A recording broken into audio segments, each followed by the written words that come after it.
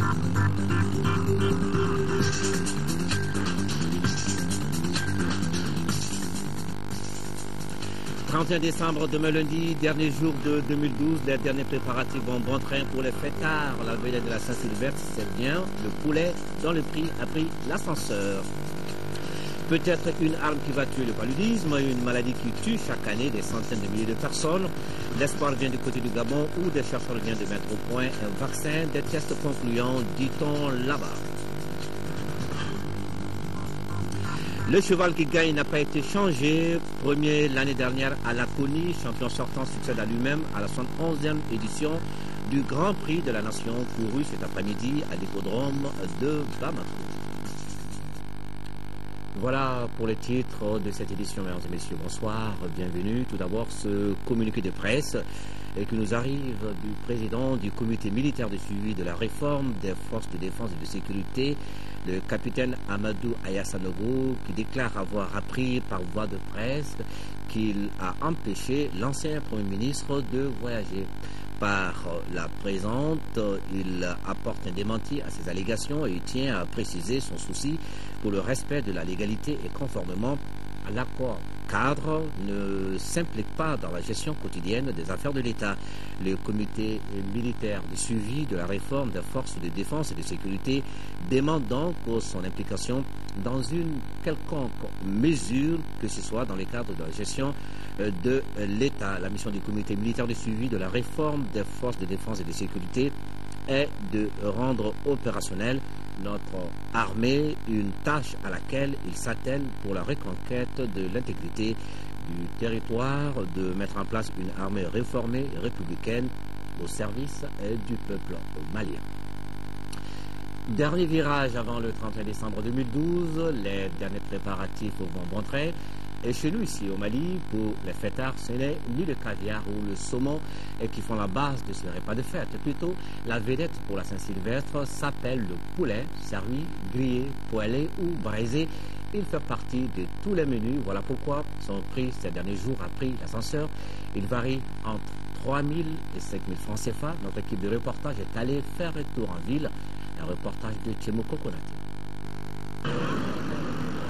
La fête de Saint-Sylvestre ou encore le 31, jour J-1. L'événement est célébré de différentes manières par les uns et les autres. Cette célébration s'effectue généralement autour des plats délicieux en famille, au grain, au restaurant, dans les boîtes de nuit entre autres. Parmi les plats préférés, le poulet occupe une place de choix. Cette année, le marché est suffisamment approvisionné. Nous sommes à un point de vente. Ici, on assiste à des échanges entre grossistes et détaillants. Ces détaillants venant se ravitailler affirment que les prix connaissent cette année une augmentation par rapport aux années précédentes.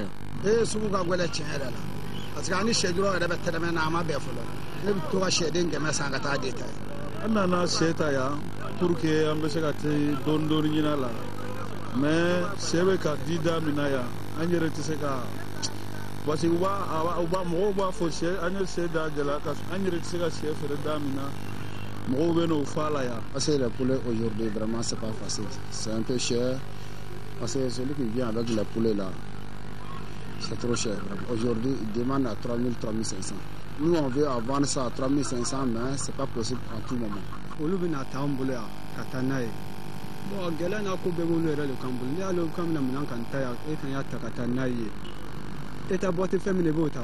Nombreux sont les grossistes qui partagent cette cherté des prix, pointant un doigt accusateur sur les agriculteurs.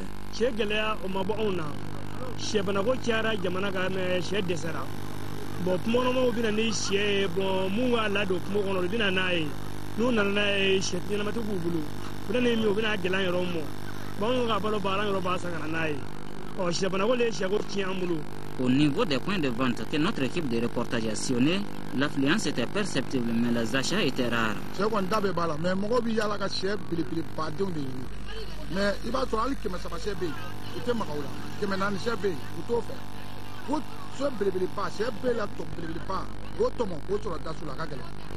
Malgré cette situation, certains arrivent à tirer leur épingle du jeu.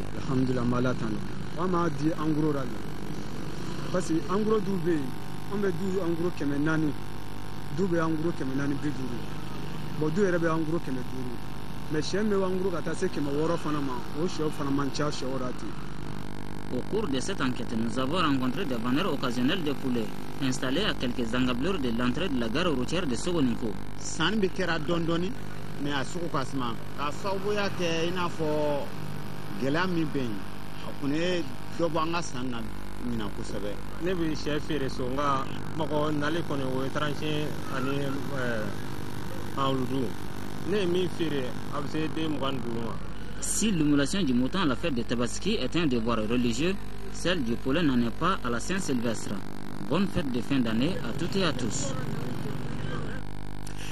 Et voilà, c'était le marché de poulet, certainement cher, mais tout de même prisé. Ailleurs également, pas question d'abandonner les habitudes. C'est vrai que cette année, la fête se passe dans un contexte particulier, la crise que traverse le Mali. Cependant, le rendez-vous du 31 décembre reste cette occasion de rencontre, de réjouissance, ensemble de fête. Alors, la situation de crise va-t-elle ternir l'image de cette ambiance du dernier jour de l'an? La réponse, c'est dans ce reportage de Adama Poudio. La fête de la Saint-Sylvestre pour les uns, 31 décembre pour les autres est un moment de retrouvailles et de joie dans notre pays. Cette année, les préparatifs célébrant l'événement interviennent dans une situation difficile pour le Mali. Une situation qui domine l'esprit des Bamakois qui entendent fêter dans la simplicité. Pour cette fête, moi quand même, je compte me rendre au boulevard de l'Indépendance. Donc, pour une durée bien déterminée, après je vais retourner à la maison et essayer de manger ce que j'ai chez moi. Pour pouvoir bien fêter, je vais bien m'habiller devant Dieu. Parce que pour l'adorer, il faut être bien habillé. C'est vrai, c'est pas le physique seulement, c'est l'intérieur aussi. Et puis il y a le côté spirituel aussi. Il est bon de préparer cette fête, mais dans la sérénité, et que les Maliens se respectent, alors que les Maliens croient à l'avenir effectivement de ce pays. Le Mali, c'est un grand pays. Pour les déplacés du Nord et des étudiants, il est impossible de penser à ces réveillons pour un certain nombre de raisons. Nous, on n'a pas droit à une fête. Parce qu'on a le cœur meurtri, on est fatigué moralement, physiquement. Donc on n'a pas droit à une fête. On est en pleine session pour la préparation au passage à la deuxième année. Comme je fais la licence 1, donc on prépare pour ça. La fête du 31 décembre est une occasion pour les vendeurs de prêt-à-porter de faire de bonnes affaires. Pour ces réveillons, l'affluence dans les boutiques est différemment appréciée par les commerçants. La fête, on l'a sérieusement préparée parce que nous avons importé et des vestes, et des pantalons, et des robes, et des chaussures. Mais malheureusement, avec la situation actuelle, le marché n'est pas comme les autres années. Donc c'est mi-figue, mi-raisin. Dieu merci, ça va. Quand même le lendemain, mais ça va vraiment, Dieu merci. Vraiment, il y a des clients. Comme nous aussi, on a essayé de diminuer notre prix. Maintenant, on est en train de faire vraiment très bon prix. Chez les coiffeuses des Halles de Bamako, les clientes ne se bousculent pas.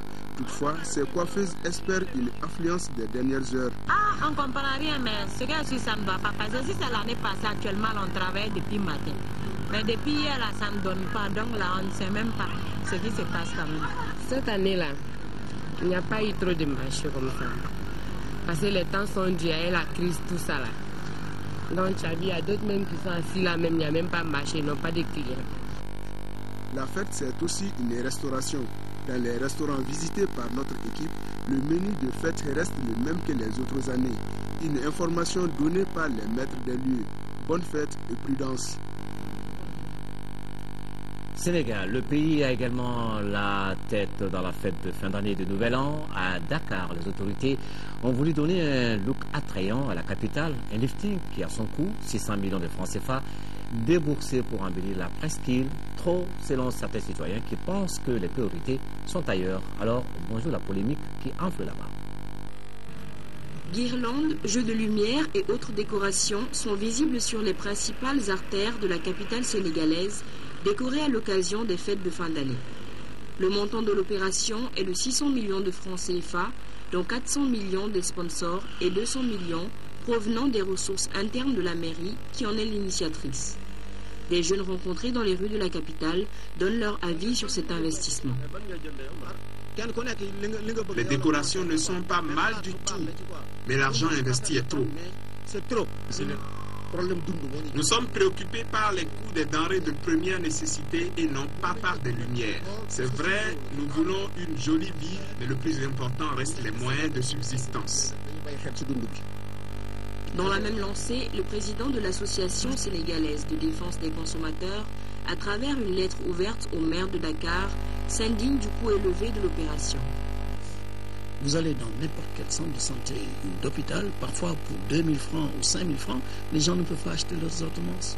Vous allez dans les maisons, les gens ils mangent peut-être un repas par jour, difficilement.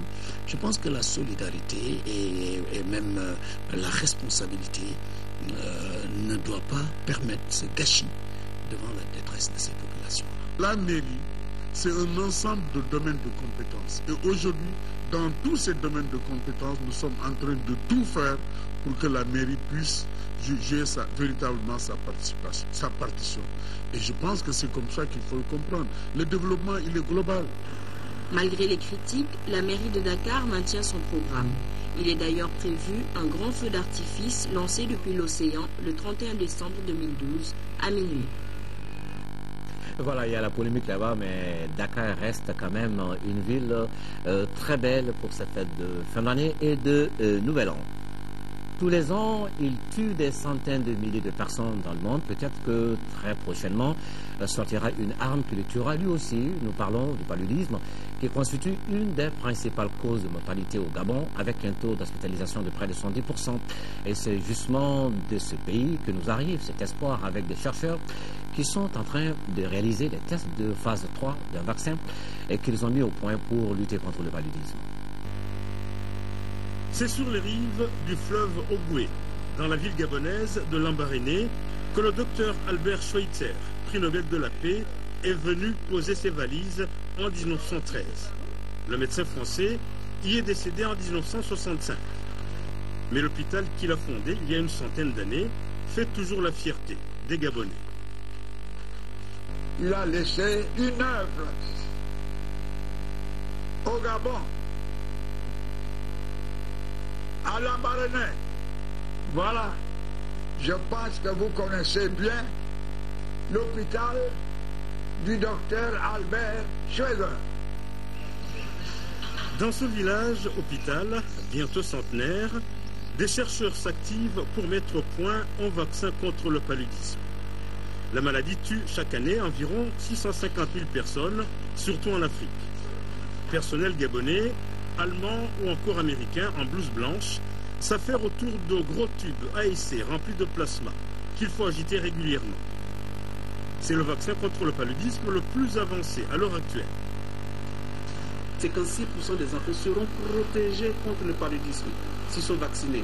Et les enfants de 6 à 3 mois, nous avons eu 30 à 37% de protection. Environ 16 000 enfants répartis dans 7 pays africains participent à un essai clinique dit de phase 3. À Lambaréné, les médecins ont déjà effectué des tests sur près de 900 enfants. Les autorités gabonaises saluent une avancée majeure dans le combat contre le paludisme. Voilà le Gabon qui va être le pays dans lequel a été découvert un vaccin qui est recherché aujourd'hui. On va protéger beaucoup de Gabonais, beaucoup d'Africains contre ce fléau qu'est le paludisme. L'Organisation mondiale de la santé devrait formuler une recommandation sur ce vaccin potentiel en 2015 en cas de résultats satisfaisants et après l'obtention des homologations nécessaires. Plus de 518 millions de francs CFA, c'est le montant du matériel ophtalmologique spécialisé et du matériel roulant que l'ONG OPC, Organisation pour la prévention de la cécité, en partenariat avec la Lions Club International, a remis aux structures sanitaires du Mali. Ces matériels ont été remis vendredi dernier au ministre de la Santé pour les régions de Kaye, Mopti et Sikasso. C'est un reportage de Mamourou Sidibé. Certains centres de référence et les hôpitaux des régions de Kaye, Ségasso et Mopti viennent d'être dotés de matériel ophtalmologique spécialisé, dont de l'ONG Organisation pour la prévention de la cécité en partenariat avec Lions Club International. Ces matériels vont développer des stratégies appropriées afin d'augmenter le taux de chirurgie de la cataracte. Les Lions du Mali et ses partenaires sont heureux de mettre à la disposition du ministère de la Santé des équipements ophtalmologiques complets et des consommables pour assurer des soins oculaires dans les régions de Kaye, Ségasso et Mopti, pour une somme de plus de 178 millions de francs CFA. Nous aurons à faire la donation d'un véhicule qui pour nous pourrait servir à l'unité mobile de chirurgie oculaire au niveau de la région de Mopti, de 9 unités ophtalmologiques. Pour exécuter à souhait le plan national Vision 2020, le droit à la vue, il est tout à fait opportun de doter nos agents de matériel adéquat. Notre pays dispose actuellement de 35 médecins ophtalmologistes, 150 assistants et techniciens supérieurs d'ophtalmologie, 18 centres secondaires d'ophtalmologie et 38 unités de soins oculaires. Très prochainement, pour rapprocher les services des utilisateurs, nous comptons créer 10 nouveaux centres secondaires d'ophtalmologie à Kita, Nyoro, Fana, Wulesebou, Nara, Kuchala, Buguni, San, Nyono et Bankas. Au Mali, la prévalence est estimée à 1,2%. De tels gestes sont attendus pour la prise de mesures spécifiques afin de réduire la prévalence. Et ce geste de bonne volonté de Mme Touré Safiatou Traoré, elle est députée à l'Assemblée nationale, jette donc à l'endroit du réseau malien des personnes vivant avec le VIH. C'est un don de 2 tonnes de riz, 2 tonnes de sucre et 1 tonne de lait, un geste vivement salué par les bénéficiaires. Le secrétaire exécutif du Haut Conseil national de lutte contre le sida. Voilà, et puis au cours de la cérémonie de remise, un enfant né aveugle a été présenté au public, cela afin de trouver un mécène pour la prise en charge de son évacuation à l'étranger. Plus de 989 millions de francs CFA, c'est le coût du projet d'appui à la prévention et à la prise en charge de la malnutrition aiguë sévère dans le cercle de Yélimané et de Caille. C'est un projet lancé cette semaine et financé par l'Union européenne, l'UNICEF et la Croix-Rouge française. Le projet va durer 14 mois et il devra contribuer à améliorer l'état nutritionnel et la réduction de la mortalité liée à la malnutrition des enfants de moins de 5 ans. Mahamadi Alou Bari, reportage. Cette cérémonie marque le premier pas dans la mise en exécution du projet d'appui à la prévention et à la prise en charge de la malnutrition aiguë sévère dans les cercles de Caille et Yélimané en première région. Ce projet fait suite à l'évaluation réalisée par la Direction régionale de la santé et l'UNICEF en 2011 qui a montré une prévalence de malnutrition aiguë sévère de 13,8% dans la région de Caille. Ce projet est venu à bon moment pour couvrir toute la région de Caille, dans tous les CESCOM et à l'hôpital et aussi partout où il y a les malnutris aiguës sévères. Le projet intervient pour soulager les enfants, pour sauver des vies. Financé par l'Union européenne, l'UNICEF et la Croix-Rouge française pour un montant global de plus de 989 millions de francs CFA, ce projet d'appui à la prévention et à la prise en charge de la malnutrition aiguë sévère dans les cercles de Caille et Yélimané a une durée de 14 mois.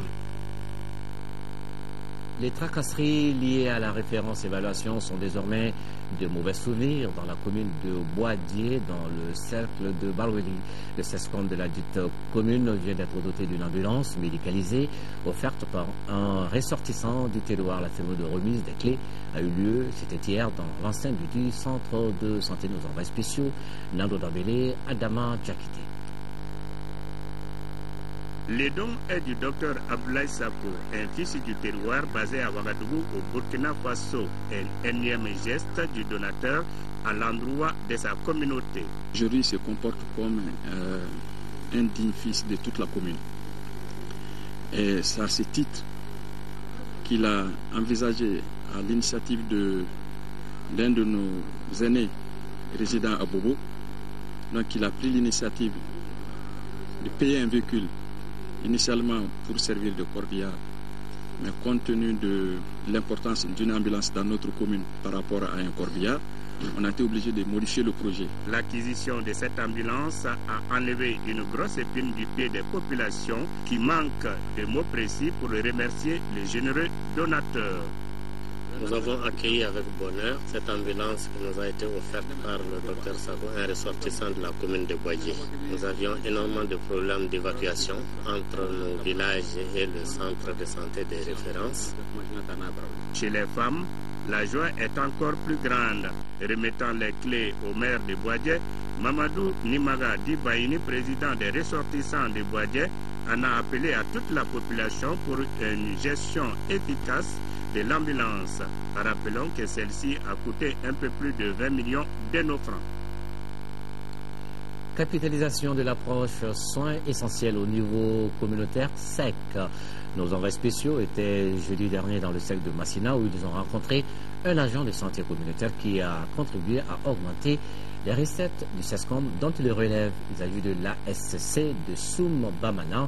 C'est non loin de Saï où le paludisme reste la première cause de consultation. Des résultats salués en plus de la réduction de la mortalité infantile et le changement de comportement qu'il enseigne aux populations envois spéciaux à Soum-Bamana, Idrissa Traoré et Tessera Dambélé.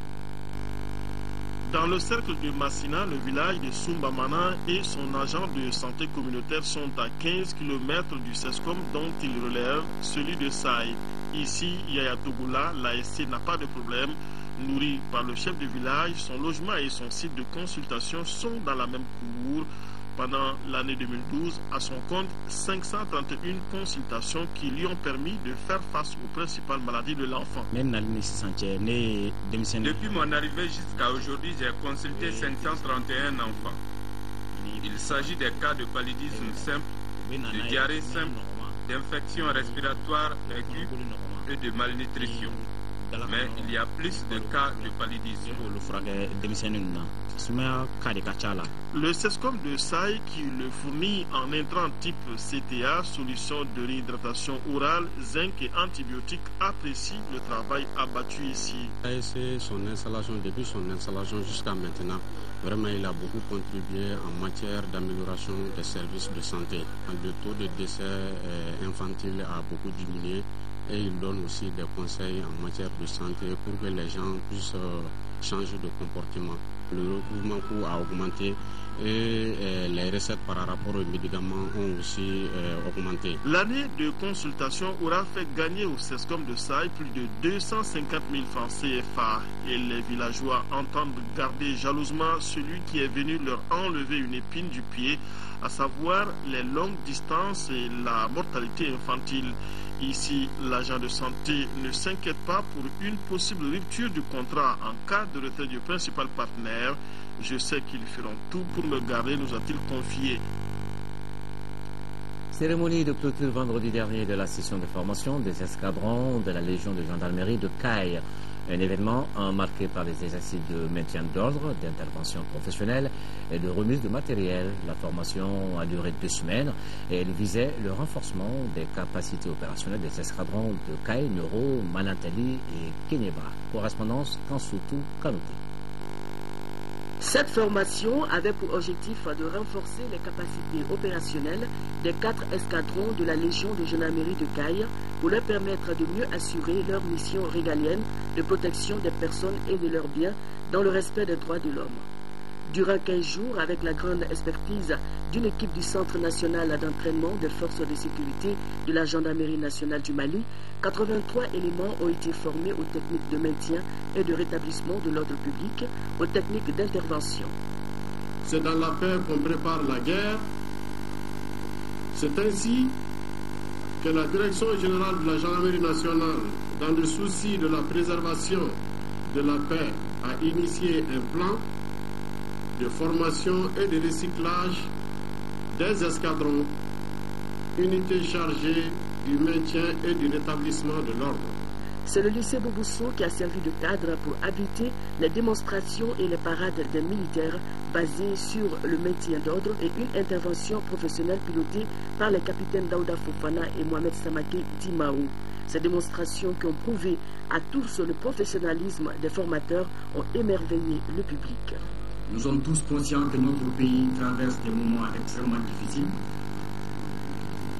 Et je peux vous assurer ici que ce que nous avons vécu au nord est un accident de l'histoire. Soyez rassurés que nous avons encore des hommes et des femmes bien déterminés, bien valables, pour relever les défis. Le gouverneur de région, Salif Traoré, a ensuite remis au commandant de la Légion de la gendarmerie de Caille du matériel de maintien de l'ordre composé de boucliers, de gilets pare-balles, de protège tibia, de casques, de bâtons de protection. L'institut de microfinance, l'institution de microfinance, donc, Kafo du Guinée, compte une vingtaine de caisses de base pour plus de 200 000 sociétaires à travers le pays au titre de l'année 2012. Les responsables de l'institution ont enclenché un processus de modernisation qu'ils entendent poursuivre courant 2013. Ces infrastructures ont été données, ces informations ont été données au cours de la 57e session du conseil d'administration de Kafo du Guinée. Nous fait le point. L'accompagnement des acteurs du monde rural, notamment les groupements féminins et les agriculteurs, à travers l'octroi des prêts d'une centaine de tracteurs et de 10 000 bœufs, la modernisation de l'ensemble des caisses de base et l'amélioration du système de gestion en vue de l'augmentation du taux de remboursement des crédits par les sociétaires. Ce sont là quelques réalisations phares de Kafo du Guinée courant 2012. Des réalisations qui ont été possibles grâce à l'accroissement du nombre de sociétaires. Un parcours jugé satisfaisant par les responsables de l'institution au cours de cette 57e session du conseil d'administration. Pour l'année 2013 qui pointe à l'horizon, les administrateurs entendent poursuivre leur processus de modernisation et améliorer la qualité des prestations. Il est également inscrit dans le programme l'ouverture d'une agence à Caille et la couverture de la zone de Djoro dans la région de Ségou. Par exemple, nous souhaiterions améliorer en 2013 Orange Monnaie. Il y a aussi une des préoccupations importantes aussi de toutes les familles aujourd'hui au Mali, c'est vraiment l'éducation des enfants. Donc il faut s'organiser pour mettre de côté un peu d'argent pour pouvoir assurer l'éducation depuis le préscolaire jusqu'au niveau universitaire. L'examen et l'adoption des points inscrits à l'ordre du jour devront permettre aux administrateurs de mieux faire face aux prévisions. Des prévisions dont la réussite nécessite la mobilisation d'un montant global de plus de 25 milliards de francs CFA.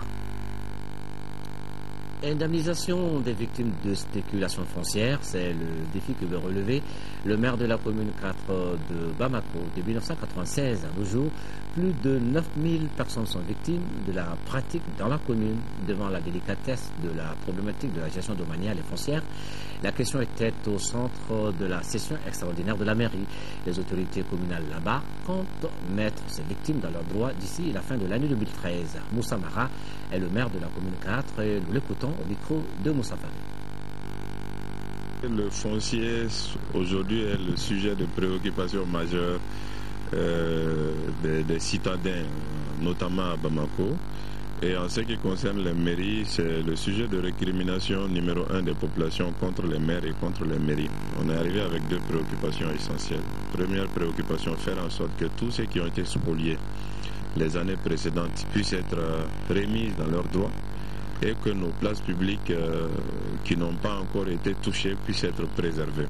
Et il est bon qu'au bout d'un certain temps, on puisse informer les conseillers municipaux de tout ce qui a été fait, des difficultés qui restent et de quelques incompréhensions. Le problème principal, et c'est ce sur quoi j'ai insisté, c'est que nous avons trop de citoyens qui ont des titres mais qui n'ont pas de parcelles, donc qui ont des papiers.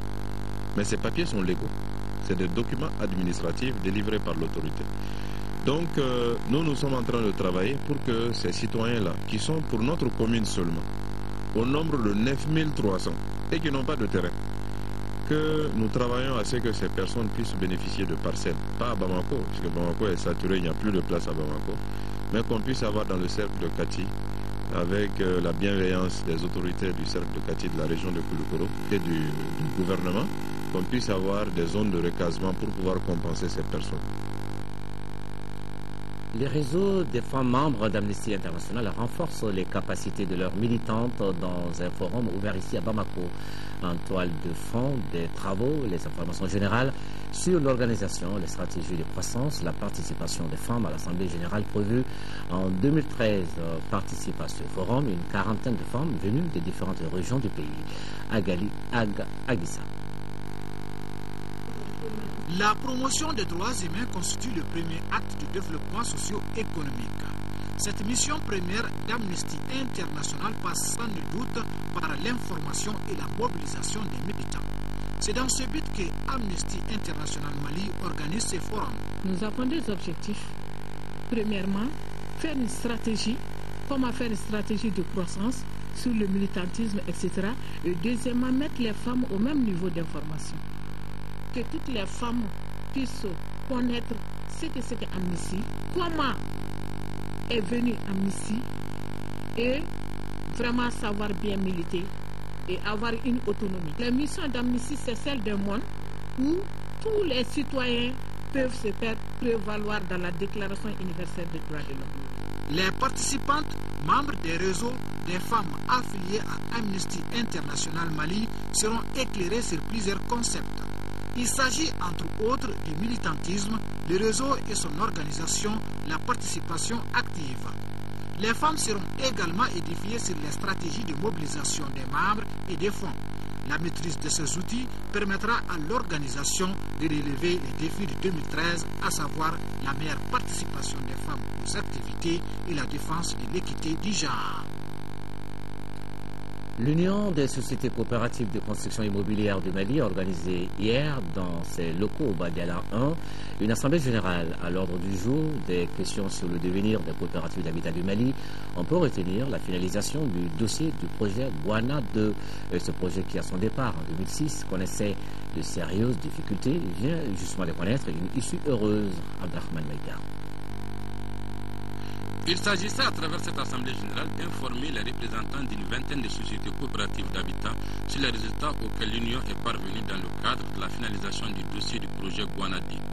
En effet, ce site de 87 hectares était depuis son démarrage en 2006 confronté à deux problèmes majeurs. À ce jour, au dire du président de l'Union, ses préoccupations sont entièrement résolues et le chantier connaît un état d'avancement de 95%.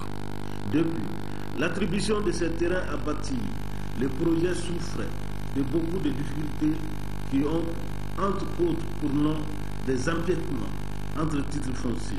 Cette assemblée générale a également permis aux participants d'échanger sur d'autres préoccupations qui constituent des goulots d'étranglement pour la bonne marche de l'Union. Parmi ces sujets, le développement des coopératives d'habitat, l'immobilier social et solidaire, le financement et la promotion de l'épargne au sein des coopératives d'habitat. Au regard de nos objectifs et des acquis engrangés au bénéfice de nos membres, à l'instar des coopératives de la police, gendarmerie, sapeurs-pompiers et santé de Sévaré, nous pouvons affirmer aujourd'hui que l'action collective est toujours plus efficiente pour les développements individuels. Autre sujet ayant retenu l'attention des participants à cette rencontre, c'est la problématique de réalisation du pont de Missala. Ce pont dont les travaux coûteront environ 160 millions de francs CFA avait acquis en 2012 lors du conseil d'administration de l'Office malien de l'habitat un accord de financement. Malheureusement, avec la crise actuelle, ce pont n'a pas pu être réalisé. Raison pour laquelle Moussa Koni a invité les plus hautes autorités du pays à s'engager pour la construction de cette infrastructure qui constitue un espoir réel pour les coopératives et la dizaine de villages riverains. L'école de Kouro dans le cercle de Sekasso à 50 ans, un cinquantenaire célébré dans une liesse populaire cet été dans le village. La fête au village, c'est avec ses Konaté. C'est la montée des couleurs nationales qui a donné le temps des festivités du cinquantenaire de l'école de Kouro Village. Située à 85 km de Sekasso, l'école de Kouro Village a accueilli ses premiers élèves en 1962 dans ses locaux qui résistaient encore malgré le poids des ans. En 2010, l'école rejoint son site actuel avec 9 salles de classe et elle portera désormais le nom de El Haj Moussa Sogodogo, à l'origine de la création d'une école dans le village. Autorités communales, scolaires, traditionnelles et le premier directeur Mamadou Diané salueront tour à tour ce jour le parrain de l'événement de lancer cet appel en faveur de l'école. Il faut que des efforts soient faits dans le cadre de l'investissement, surtout en matière d'école. C'est important avec la poussée démographique. C'est important aujourd'hui avec la compréhension même des populations, même de l'intérêt de l'école. Si en 62, les gens se faisaient prier pour aller à l'école, aujourd'hui les gens ont besoin d'aller à l'école. Pour les autorités régionales, les initiatives d'intercommunalité doivent accompagner les actes de l'État. Aujourd'hui, l'école a été transférée aux collectivités. Et durant ce transfert, nous voyons toujours qu'il y a d'énormes problèmes d'infrastructure, problèmes d'équipement. Et aujourd'hui, avec notre code de collectivité, maintenant, les politiques permettent de créer des intercommunalités, de créer des intercollectivités. Et à partir de ces instruments, moi je pense qu'on peut vraiment assurer un bon développement de l'éducation au Mali. Défilés de folklore du terroir et du pays d'Ogon et courses cyclistes sont venus meubler les festivités du cinquantenaire de la désormais école fondamentale El Hadj Moussa Sogodogo de Koro Village. Maintenant, le sport, hippisme, le cheval à la connue, champion sortant succède à lui-même en 71e édition du Grand Prix de la Nation. La course, c'était cet après-midi à l'hippodrome de Bamako. Abdul Karim Kaba. Le cheval à la connue, champion sortant, et son propriétaire Ali Mandiaye de l'écurie Chelsea ont remporté cette 71e édition du Grand Prix de la Nation. Pour cette course, ils étaient 16 chevaux, les cracks, à prendre le départ. Au bout des 3 courses de la piste, ce cheval à la connue, monté par Samba Diop, meilleur jockey de l'année, prend le devant et ne sera plus rattrapé. Il succède à lui-même avec ses drapeaux de la nation. Arrive en deuxième position El Adiba. Bekam a été 3e. La fédération malienne de hippisme a réussi le pari. Elle est parvenue à boucler sa saison. Le président de la République m'a chargé de transmettre à la fédération malienne de hippisme et à tous les adeptes du cheval son message d'encouragement, mais surtout un message d'entente et d'unité. Il m'a chargé de leur dire que ce n'est que dans l'union que l'on pourra réussir.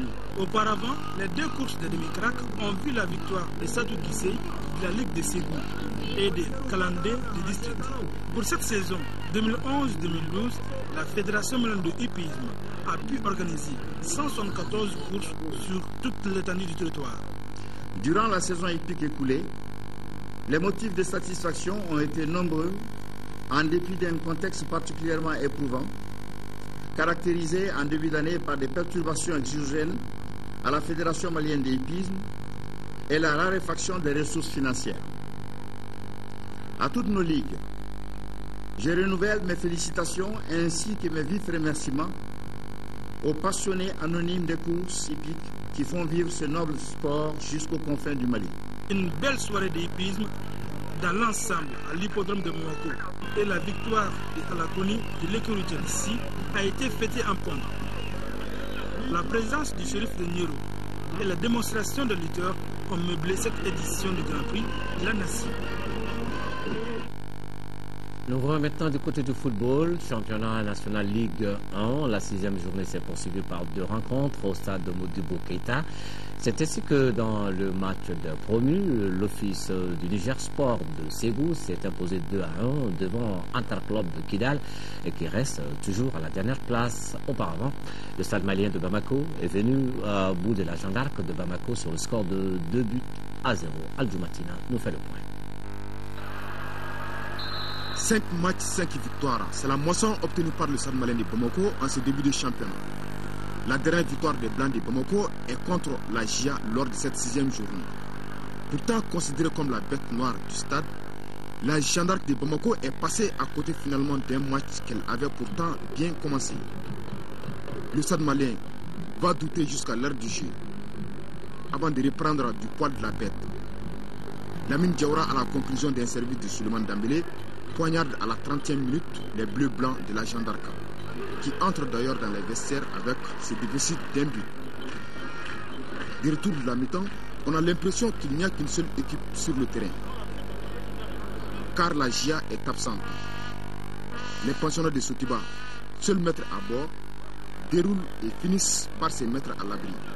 Encore un nouveau coup de tête de Lamine Diawara, cette fois-ci à la 56e minute.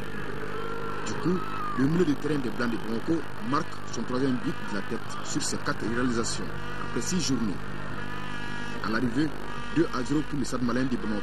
Avec 15 points en 5 sorties, sans encaisser de but, le stade, contrairement à l'année dernière, ne pouvait rêver meilleure entente. Après Stade malien, Jeanne d'Arc, le public est resté pour le duel des premiers. Atar Club de Kidal au fil du Niger Sport de Ségou. Se trouvant dans les profondeurs du classement, Atar Club et Office du Niger tout de blanc vêtu avaient sans doute un coup à jouer. Office du Niger Sport, après 8 minutes, Silus ce coup de pied arrêté. Le coup franc de Kaba Hassan est imparable.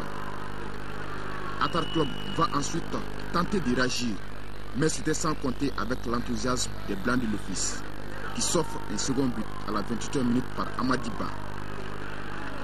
Parti à la pause avec 2 buts de retard, Atar Club en noir-orange revient avec un autre état d'esprit.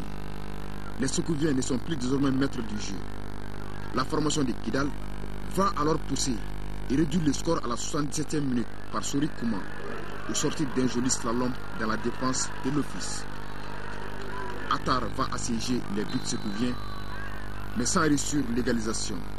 La partie se termine ainsi sur ce score de 2-1 pour l'office. L'office du Niger Sport peut désormais savourer sa toute première victoire dans l'élite. Pour Atar Club, il faudra attendre encore. Après nous avons maintenant au judo avec la Fédération malienne du judo qui a organisé hier au pavillon des sports le championnat national pour boucler la saison 2011-2012. L'événement était présidé par le ministre de la Jeunesse et des Sports et le président du comité national olympique. Nous faisons le point avec Amara Malidialo. C'est un championnat national avec des allures de coupe que le pavillon des sports a abrité. Les judokas toute l'année durant se sont appliqués à terminer en beauté la saison avec le titre de champion du Mali. 14 combats sont au programme de ce championnat national sous le regard des différents responsables du sport national et des nombreux invités. On assiste alors à des empoignades parfois expéditives, très serrées ou même à l'usure, à bout de souffle pour les combattants mal préparés. Les champions du Mali 2012 à l'issue de la soirée s'appellent Ayouba Traoré, Vincent Diassana, Nana Sako, Assetou Kassibo, Fatoumata Poudjougou, Adama Mente, Aïssata Traoré, Mamadou Konicho, Astan Koulibaly, Bouakar Es Traoré, Adama Mariko, Seydou Traoré, Assetou Cham et Mama Diarra. Le premier responsable du département des sports apprécie. Et ce soir, je pense que la Fédération malienne de judo nous administre la preuve qu'elle maîtrise son programme. On a assisté cet après-midi à de beaux combats. C'est vrai que j'ai eu l'impression que les champions sortants se sont tous imposés, mais je pense que l'avenir dans cette discipline est promoteur. Pour le président de la Fédération malienne de judo, la saison qui s'achève n'a pas connu que des hauts, mais il y a eu également des bas. Compte tenu de l'événement au niveau de notre pays, vraiment, nous avons eu trop de problèmes cette année. On n'a pas organisé assez de compétitions. C'est pourquoi les judokas n'ont pas assez de niveau. On est en train de prendre des dispositions quand même pour remettre tous les trucs en ordre. Parce que nous avons des compétitions à l'extérieur que nous sommes en train de nous organiser pour participer à toutes ces compétitions. La cérémonie de remise de récompenses aux 3 premiers de chaque catégorie a bouclé une soirée qui, somme toute, a été belle. Et tout à l'heure, après ce journal, vous avez l'info du temps dans la page météo avec Abdoulaye Keita. Et puis, question d'actualité, l'impact de la crise des régions du Nord sur la lutte contre le VIH-Sida au Mali. C'est le sujet des questions d'actualité de ce soir. Les risques d'augmentation du taux de séroprévalence et les stratégies envisagées pour faire face à l'arrêt des financements extérieurs sont autant de questions qui seront abordées. Questions d'actualité, c'est après l'émission Ensemble pour un Mali indivisible. Et puis, nous vous remercions maintenant d'avoir suivi cette édition de lundi 31 décembre 2012, l'édition de la mi-journée à 13h. Vous sera présenté par Assata Ibrahim Maïga à 20h. Nyanya Alou Traoré sera sur ce plateau pour l'édition de 20h au nom de toute la rédaction de Mali Actualité. Bonne heureuse année 2013. Nous n'oublions pas les Maliens du Nord. Toutes nos pensées vont vers vous. Bonne fête de fin d'année et de nouvel an. Amusez-vous bien, mais prudence. Merci. Bonsoir.